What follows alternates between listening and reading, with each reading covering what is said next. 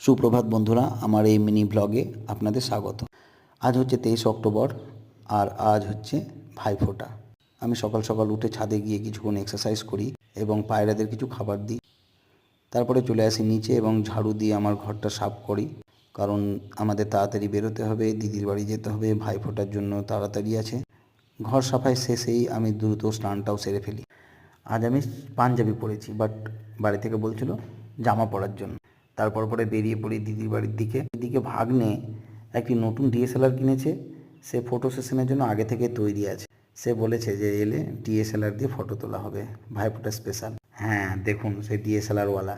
আর দিদিও এদিকে ভাইফোঁটার জন্য টোটাল রেডি, আর আমরাও ভাইফোঁটা নেওয়ার জন্য একদম রেডি।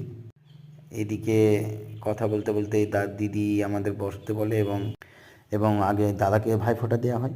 তারপরে পরে আমার পালা। আমার জন্মদিন বৃহস্পতিবার, সেই জন্য কলাতে দিদি ভাইফোঁটা দেয়। আর ভাইফোঁটা শেষেই আমাদের শুরু হয় ব্রেকফাস্ট। আর ব্রেকফাস্টে ছিল নানা রং এবং নানা স্বাদের মিষ্টি এবং দিদির হাতের তৈরি বিশেষ পায়েস, অসাধারণ টেস্ট।